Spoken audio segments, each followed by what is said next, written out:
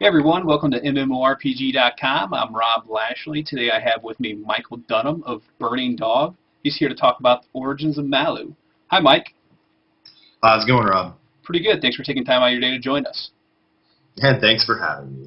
Alright, so for the people out there who don't know you already, or yet, what is it that you do on Origins of Malu?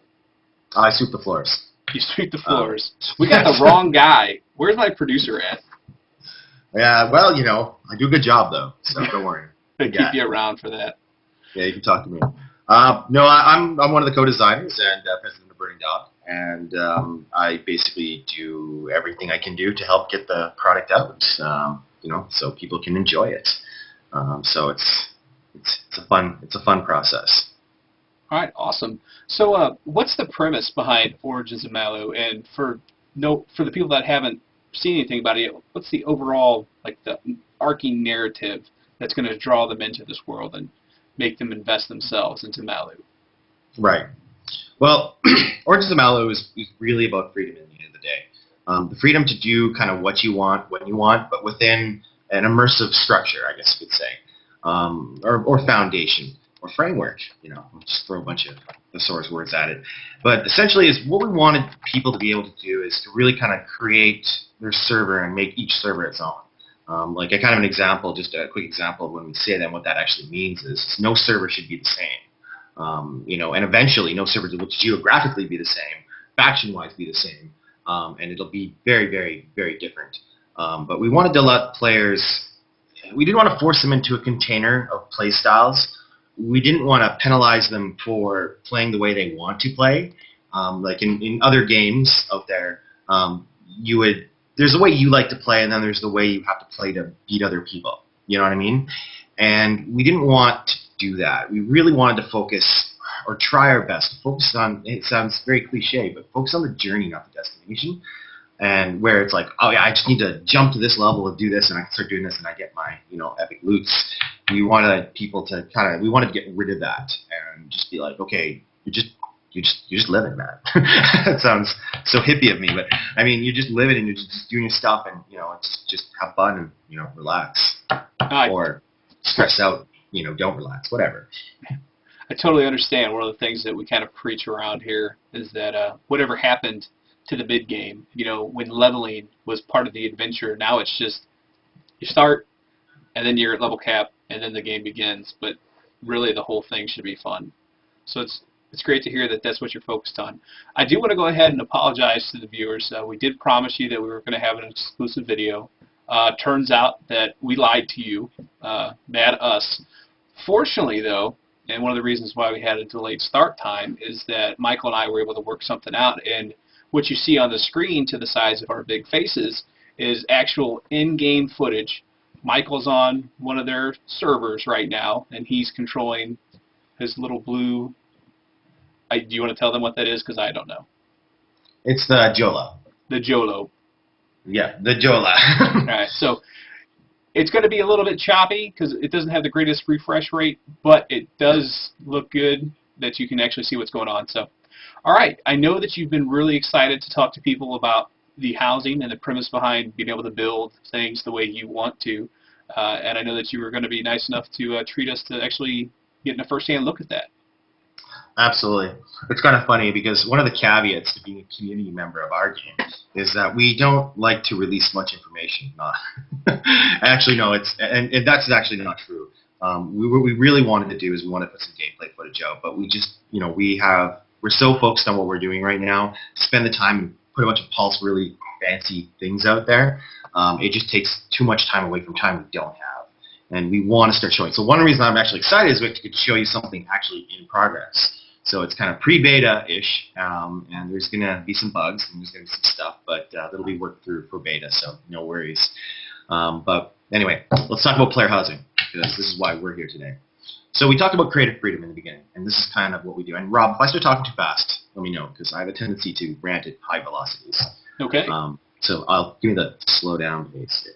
But what we wanted to do, basically, in Origins of Malu here, is let people, once again, let's go back to those old games where, old big games, and there's multi of them out there. You find that little section in the woods, or you explore, and like I've always tried to go find all the weird special areas. Where are all the Easter eggs, and where's all this stuff? Find some cool little area where there's something weird that doesn't really belong there. And you'd always be like, well, I wish I could make this mine. I wish I could, or at least, be by this and kind of, bring myself more into it. So, that's really kind of what started us down the player housing line. It's like, okay, well, because we've always seen, player housing before. You go in and there's whatever, or you do stuff, or you can build your stuff, and that's great.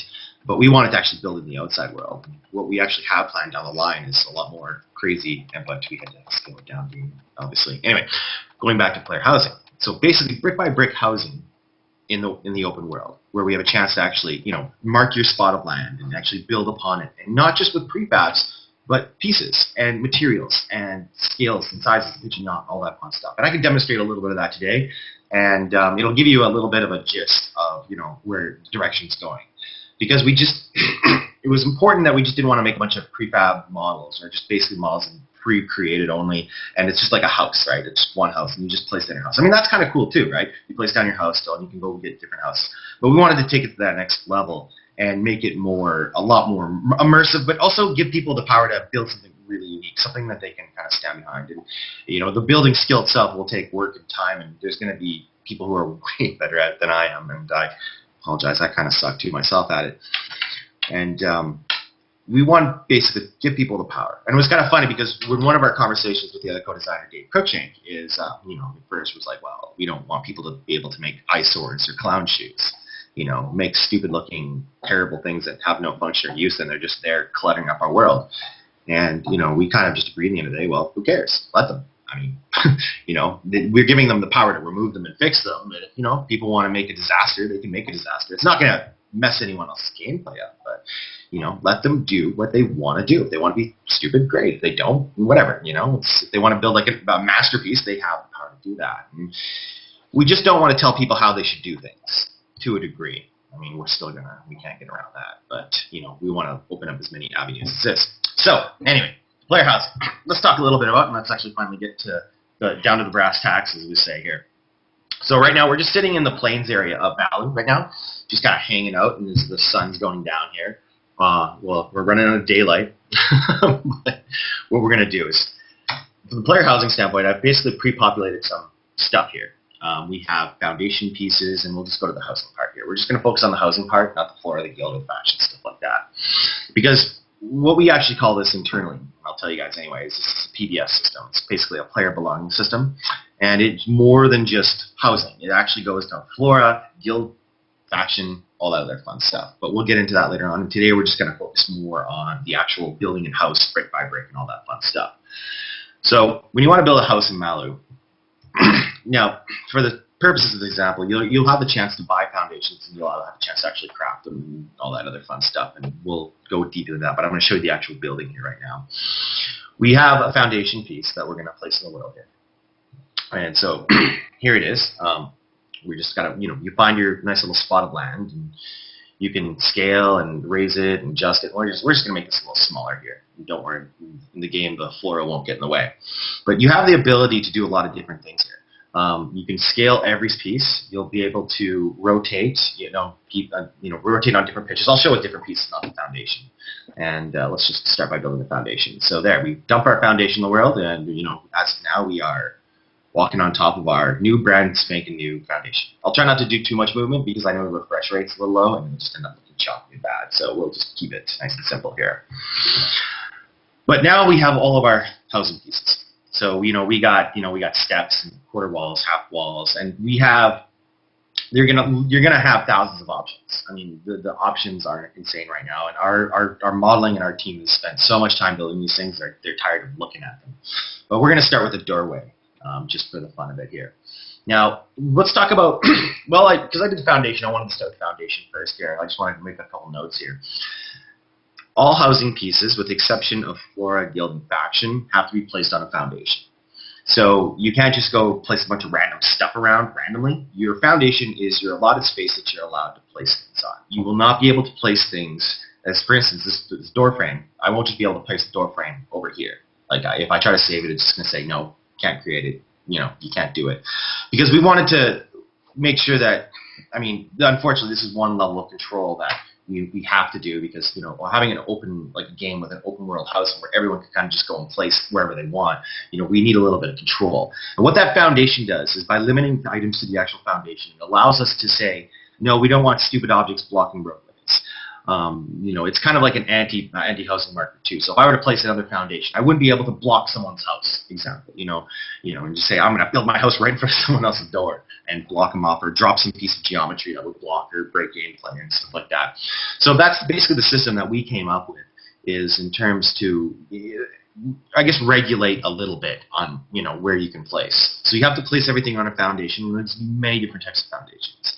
Can I just place my own foundation out in the middle of the woods if I want, though, and have a cabin in the woods? Yeah, you can. Yeah. But I couldn't place it in the middle of a road. No. We're not allowing anyone to block any roads. Okay, so there's not a lot. But you're gonna have a lot of freedom as to where you can place it, but there are going to be some restrictions so you don't block and break, the geometry of the game. Exactly. We're doing it by exception. When I say exception, is basically you won't be able to place houses in the neutral areas. No, there's one neutral area right now for Malu for beta, and that's the Jola Village. But we're shutting that down for beta. You won't be able to see it. You'll be able to see it, but you won't be able to go into it. So you can't build a house in the middle of a town that's already existent. But you can build a house inside of a guild town or a faction town. But you can go anywhere in the world and you can place stuff as long as you're not blocking a road or, we're kind of going to go through the world and make sure that, don't put houses here, but you're going to have access to about 70% of the map, at least, roughly. Sounds great. Yeah, we don't want it's because that's the thing. It's like that same scenario that I kind of told you at the beginning. It's like you go off, you find that magical little area, and you're like, oh, I can't put stuff here. It's like, no, we don't want to do that. And if we end up doing that, let us know and we'll fix that, because that's definitely a promise from this team. But so the foundations is definitely it's kind of a control measure to make sure that obviously all the items stay on that. And there's going to be different types of foundations. And I know this has been asked in our forums too as well. Like the foundations are not just on the ground.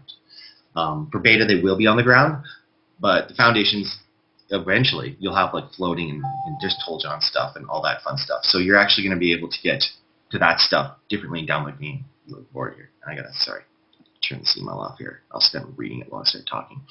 But anyway, well, let's build some walls and a door here on this foundation. Yeah. And call it a house. Yeah. So we're gonna build a door here, and we're gonna keep it the same size. I'm not gonna mess with it right now. I'll show you some of the fun stuff here. I'm just going to start with a half wall piece here. And if you notice, everything's got a transparency, so you can see where you're placing it. And there's a little bit of snapping. And we're still tweaking the snapping system because we don't want it to be too much like, just really cheese blocks here. But I can set the foundation in spot, and this allows me to use my tools. And then I can scale it up. And then I just remove it again because I'm going to make this bigger. And we're just going to make 2 walls here, and then I'll make some strange stuff here.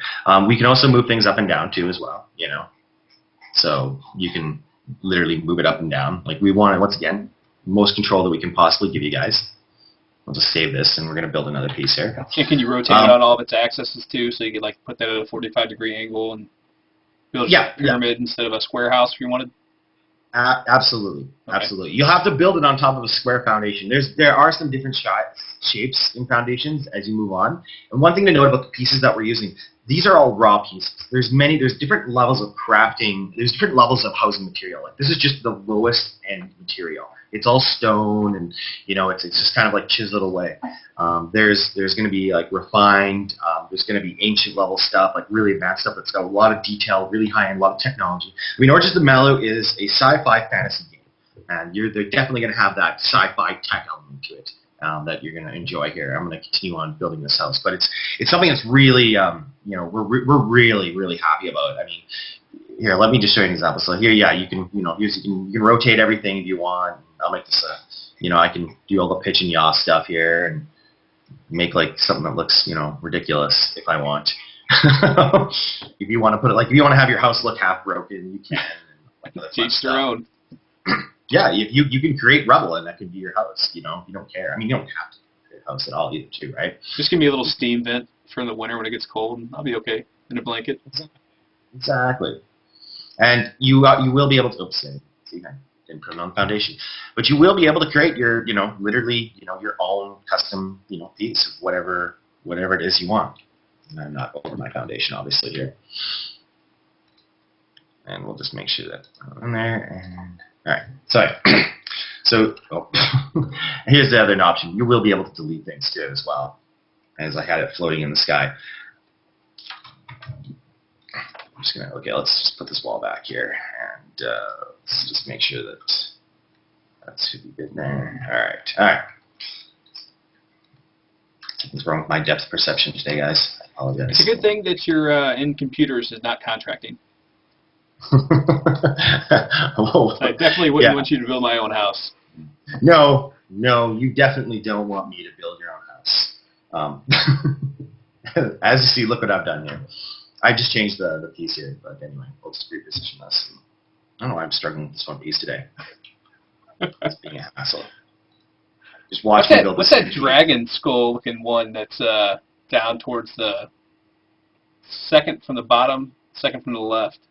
Oh, you're looking at a lithu skull, I think. Here, let me just open that up here. Again, it's having I see I'm having a snapping issue, but anyway, I'm gonna go in the house and I'll build the rest of the house from inside the house here. I'm gonna stop doing it this way. Let's look at what you wanted to look at here. This thing? Yes, that. Yeah. So that's the lithu. That's the lithu skull. Can we just plop that down in the middle of our house? Yeah, it's very tiny. This is an example of a little knick-knack here, but we'll make it a little bit bigger. It's kind of meant to go on a table, right? So we can scale it up. You can see how much we can scale it up. So you could like take a little knick-knack if you want, and you could make it like, you know, a gigantic skull floating in the sky. Oh. But there will be some rules on some geometry and stuff like that. Actually, I should be building the houses, not just dropping this stuff here. Oh, I know what. I just realized what's going on here. All right. I've changed the default pivot point. That's why I was having to. All right. Just gonna put these back on the floor here. So anyway, let's just go back to. Let's just quickly kind of build the house because I want to talk about the flooring and some of the plants and stuff like that. Okay. But I think this kind of gives like a general idea of you'll have your house, and you'll be able to literally build it. Like you can use different wall pieces. I should be using different wall pieces to show you, because that way you're not kind of wondering here. And you will be able to intersect things with each other. You won't be just you won't just be stuck. This has to line up with this and all that stuff like that. Here's just an example of like a different wall piece if you want to use that. And you can scale them up, different. And I don't know, as I said, you talk about the square stuff. I mean, you can do really what you want here with this. So, let's see. I want Stonehenge. You want Stonehenge? With dragon skulls on top of it. Well, I guess we could just we could do create. I don't know. If I know what I'll be doing on beta weekend. Yeah, you'll have a lot of items that you'll have access to, so you'll really be able to take this to the next level and make some really strange things. It'll be exciting. It really will be exciting to see what people actually come up with. At the end of the day, because it's like, well, what did it have, right? Just gonna move that here. If you have a top-down view and you look down and you see a big old Rob spelled out with like all kinds of obnoxious obelisks on top of it with little dragon heads on top of them, I can probably guarantee that I know who made it. Yeah, and it's funny thing talking about that is like there's a couple of things that we're gonna make sure that people aren't writing anything bad. You know what I mean? So like that was definitely one of the concerns that came up when we were talking about this system is that you're gonna have people that are being able to write really bad things if they wanted to, right? So and we want to make sure that you don't do that. I shouldn't even be like talking about this with your people ideas at this point. Okay. Because, we can change the topic. Yeah, it's like, oh yeah, just think of all the things you could do. You don't like something, you decide you don't like something. Chat room had a good suggestion. Put in taxidermy so they can take in-game creatures and use them as decorations. Yes. We are kind of ahead of you on that one, actually. So that you'll definitely be able to do that. I'm just showing right now interior pieces. I'm just kind of just doing my own thing at this point, so I apologize if I'm just randomly just placing objects in the house. But every object has scalability rules. I mean, here's an example of like a strange little light. I should actually put the roof on this, but I want to show the floor system in a second here. But what I'm showing with some of these housing pieces is that there is here's an example of a Jola bench. We have a Toljan. This is a Toljan table. Toljan technology is a floating technology. It all hovers. It doesn't have legs and stuff like that. And there's lower reasons for that. So we use Toljan foundations to create our floating houses?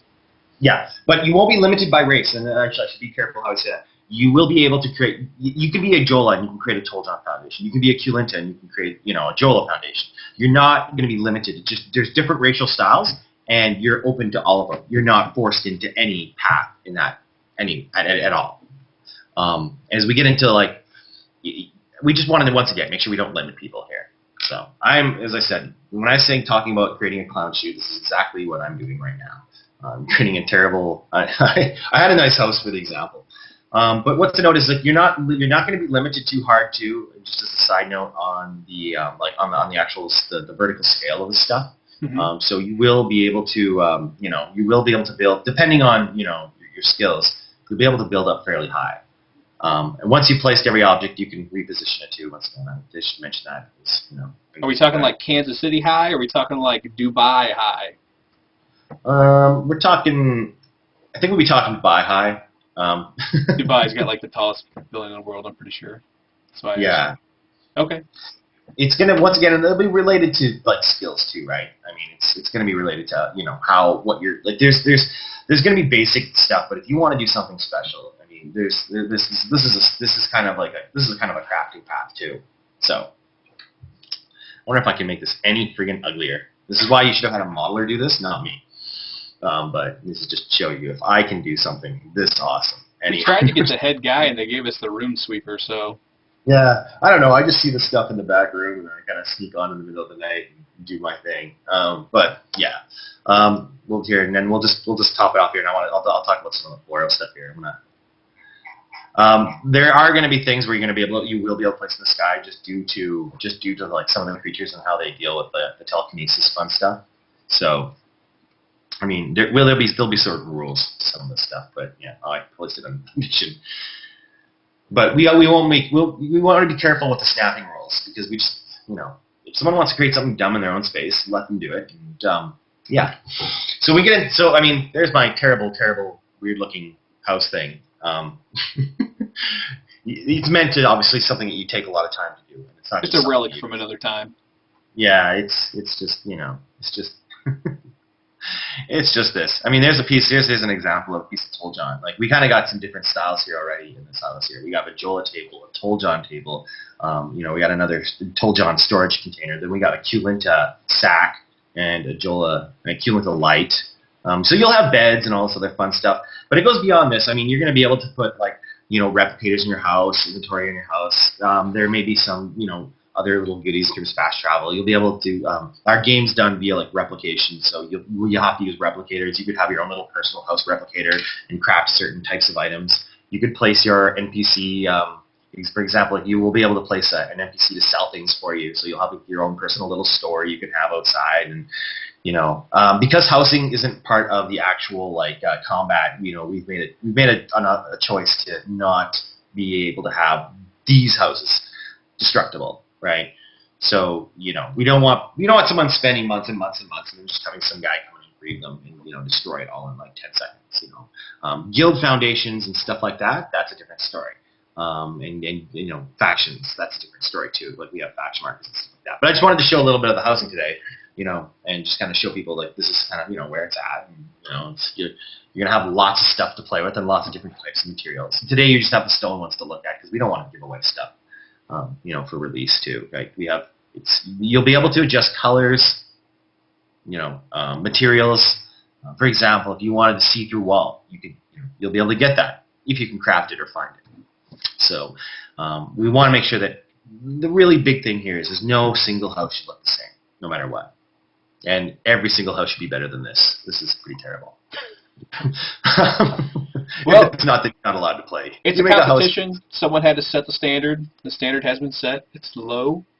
So very low bar. Very low bar. It's good for the next guy. So okay, so obviously this is one of the systems that you have in place already for the game, and you did mention possibility that other people could destroy things. So I imagine PvE and PvP are both present in the game. Which is going to be like the predominant for this game? Okay. Look, I'll go to the floor thing in a second. Let's talk about this. It's up to the community. I'll leave that because we have, with the dynamic faction system that we have, you'll be able to log in. You're going to log into a server. It's going to be like a clean slate. It's going to be kind of like a fresh piece of paper, we'll say. And you go in there and you're going to say, okay, well, depending on how the community forms, because you could have a server that is got 4 factions that are all friendly. They're just a crafting server. They're just a server that just a bunch of people that just like crafting and trade routes. They treat the game almost like a SimCity, right? I'm just building stuff and doing stuff for a second life or whatever. They can do that. You could have a server that would evolve as a PvP server completely, where just factions are warring at the teeth nonstop all the time. You could have a server a mix of both. You could have 2 factions warring, and you could have 3 factions that are neutral that just trade with each other. Or, you could have one server that just one faction is dominated, and there's like a kind of a rebellion struggle where people are trying to overtake that faction. It's been a lot of comments back. It's like, well, one faction just totally dominates the server. Well, we want to make sure that we give them tools without cheesing it out, that they'll be able to fight back. It won't be easy, but it should be doable if they organize themselves properly and, exploit their enemies' weaknesses. So going back to your question is, PvE, what's the focus? There is not either. There's no priority on either. They're both of the same. They're the crafters, they're going to have weapons. They're going to be able to craft stuff to supply stuff to the other players or the warring factions that they want. And there's going to be a lot of like politicalness to this. But we wanted to make sure, though, is if you don't want to get involved, you don't have to. So if you decide to join a faction, you're saying yes, I'm consensual PvP. You're going to be applied to the faction rules of PvP. But if you're just in and you just want to join a guild or you want to be like the dude, you can just be a factionless dude. And if you start out that way, then you can just hang out and just do your stuff. And you don't have to talk to anyone. You don't have to deal with anyone. You can just go and explore and just let the world around you operate. So you choose that level of participation. One thing to note, though, is like you could start out as a dude and just, or girl or whatever, and chill out and just do your stuff. But if you join a faction, then you leave. Depending on how you lead that faction, it could cause you to be a deserter.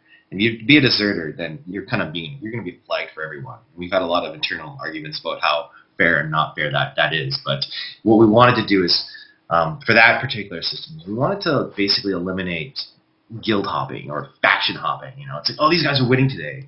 If you're going to buy into a faction, I think you should make a real good choice about that. But at the same time, we didn't want to punish people that walked into an environment where, say, they're not feeling welcome or having fun.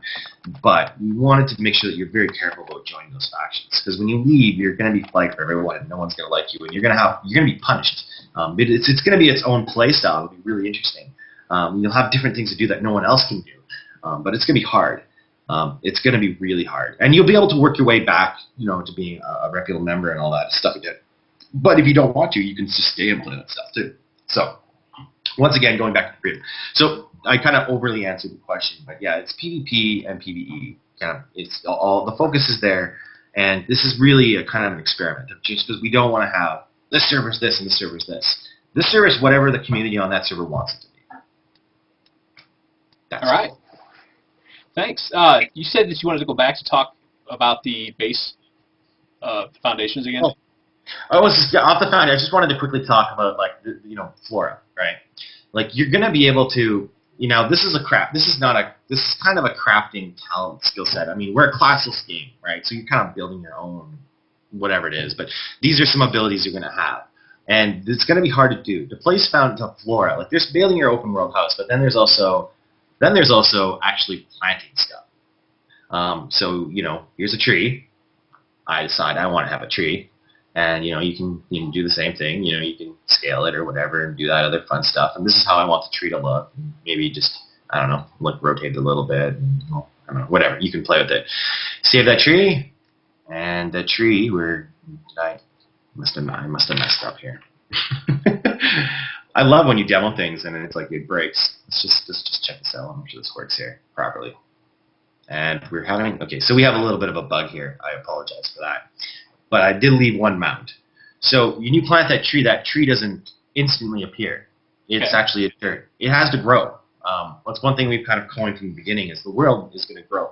So that tree is going to grow up, one day, and you're actually that'll be kind of your tree that you put there.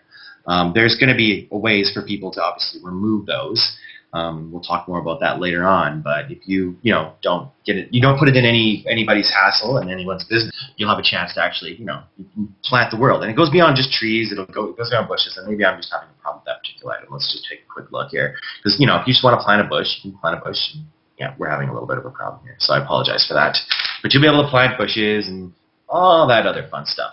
So you'll have a lot of different things open to you and a lot of different flora. And it's going to be based off a talent set. I mean, like there's going to be buffs. Next time you go anywhere near that bush, you could get a 2-hour energy buff.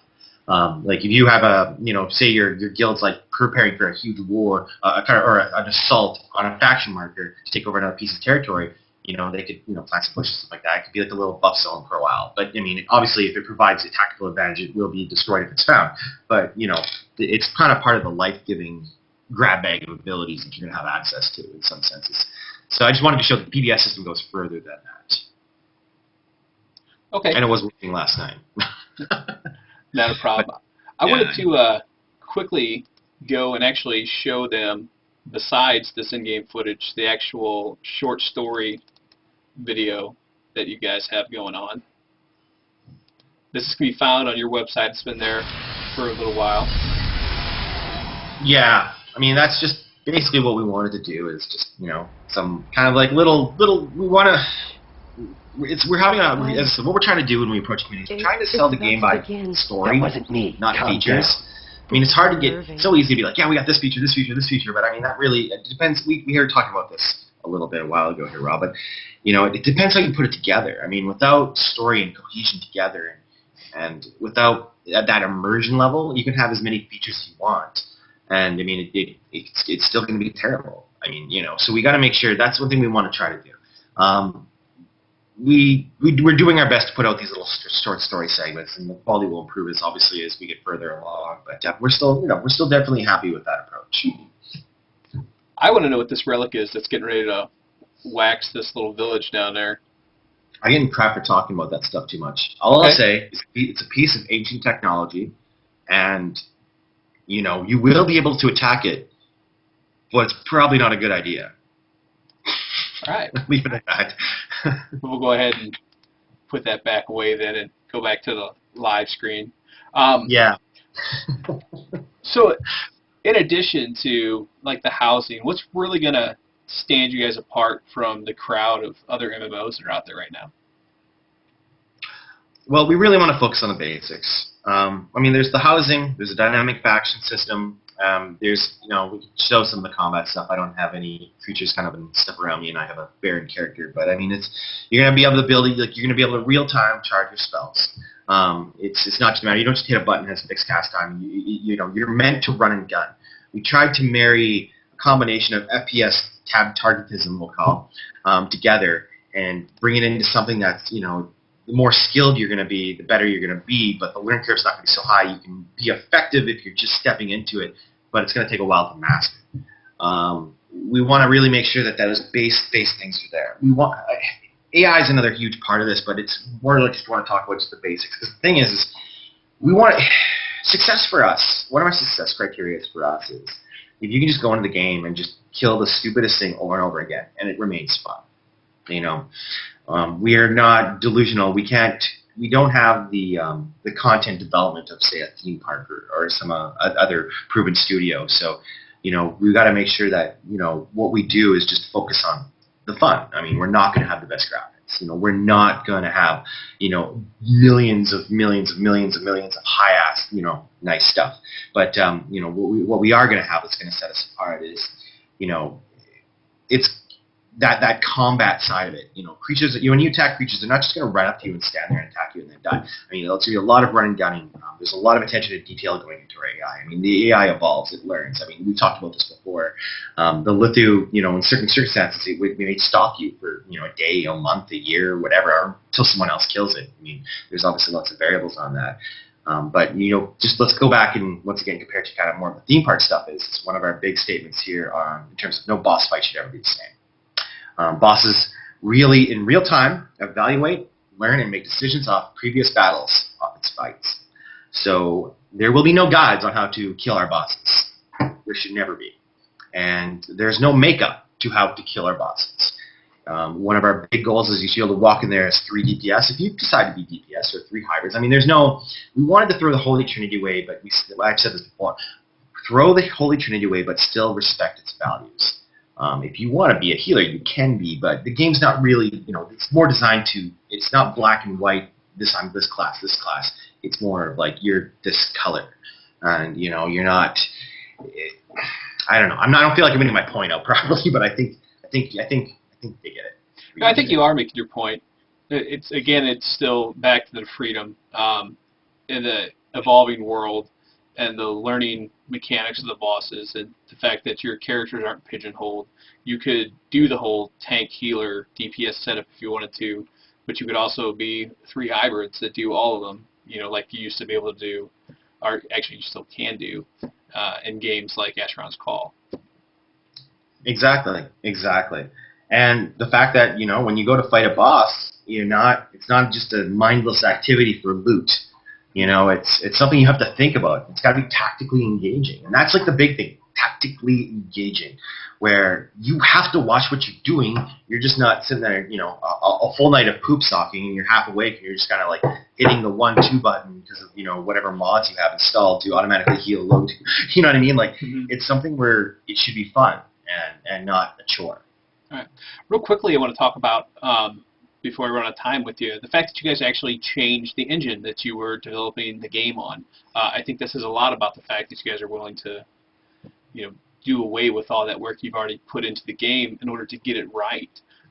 What were the reasons behind that? Yeah. The reasons behind it for us is we wanted a large world from the beginning. I mean, it's kind of funny. We're struggling with ourselves, we'll say. Truth be told, I want like 10,000 square kilometers, but I mean that's just not realistic right now. But we wanted basically one single large non-instanced world. We wanted to stay away from instancing as much as we possibly can. I think we've actually done it. I think we might pull it off with like no instances. I'm hoping we may put a couple just like novelty type things in, which you'll learn about later on. But we really wanted just to be a big world, and we wanted the proven back-end netcode, that would allow us to, handle a lot of players on one screen. Part of beta, one of the biggest kind of goals of beta here, we hope to see, is we want to see 1,000 versus 1,000 battle of people. I want to see that on screen. We're probably going to kill the engine, but we'll see.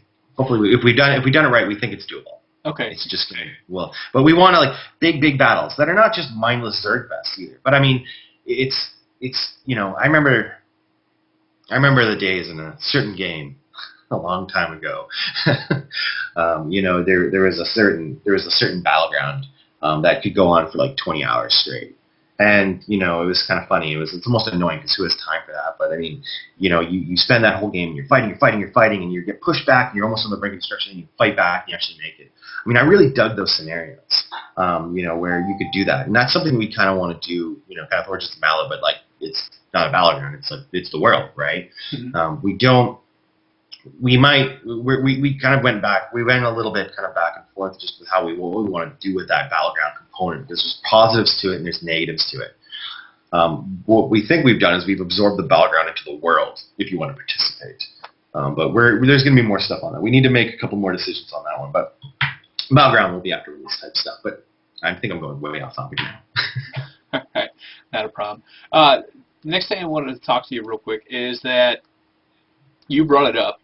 You mentioned beta. You wanted to see 1,000 versus 1,000 beta or battles in beta. When are we going to see beta?